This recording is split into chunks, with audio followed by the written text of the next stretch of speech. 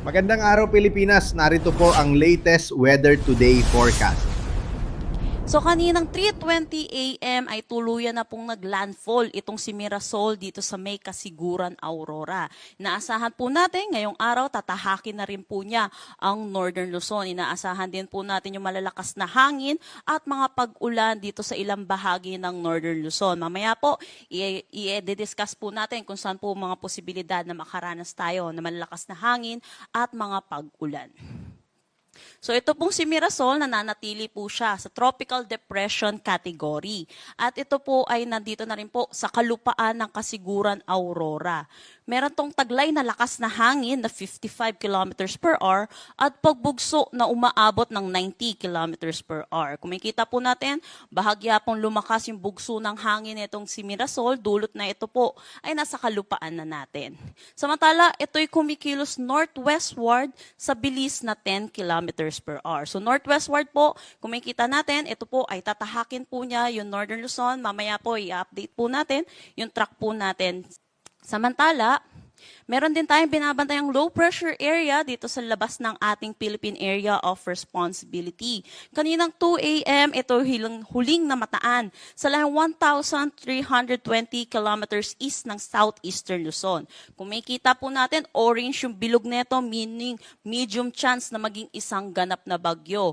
Mababa po yung chance po niya na maging isang ganap na bagyo within the next 24 hours, pero sa mga susunod na araw, tumataas po yung posibilidad na maging bagyo po ito. Kaya mataas po ang tsansa na may bagyo po ulit tayo next week. Meron din tayong southwest monsoon na hinihila neto ni Mirasol. Ito'y nakakaapekto dito sa may southern Luzon, pati na rin sa western section ng Visayas at Mindanao. Dulot neto, mataas ang tsansa ng mga pag-ulan, dulot ng habagat. Dito sa may Mimaropa, Bicol region, pati na rin dito sa may western Visayas, central Visayas, Negros Island region, at Zamboanga Peninsula.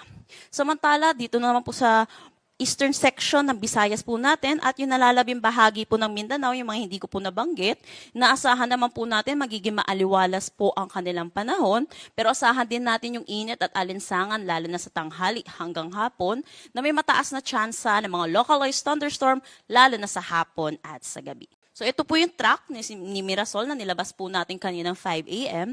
So yun po, tinatahak na rin po niya ang ating kalupaan at inaasahan po natin, paglabas po niya ng ating kalupaan, may posibilidad na ito'y maging isang ganap na tropical storm at hindi rin natin inaalis yung posibilidad na magtaas tayo ng tropical cyclone wind signal number 2. Inaasahan din natin, lalabas ito ng ating Philippine Area of Responsibility by Thursday.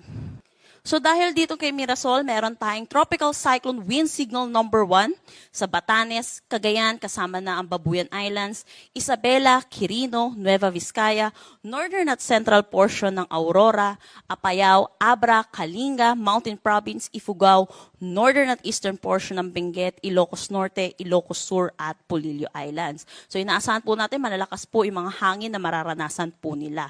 Pero inaasahan din po natin yung mga pag-ulan din na dulot nito ni Mirasol. Kung makikita natin, meron na tayong above 200 millimeters of rain dito po. Nakapula po sa Aurora kung saan po siya naglandfall.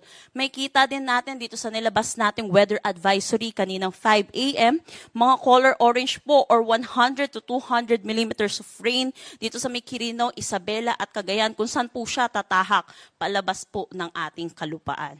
Samantala, yung mga karatig lugar po, ito malaking bahagi ng Cordillera Administrative Region, pati na rin dito sa Nueva Vizcaya at Nueva Ecija at Ilocos Norte, 50 to 100 millimeters of rain naman po. Pero inaasahan po natin, sa paglabas po niya ng ating PAR, ay mababawasan na rin naman po ang mga kanyang pag-ulan bukas po. So pinapaalalahanan po natin yung mga kababayan po natin sa mga posibilidad ng mga pagbaha at mga pagguho ng lupa.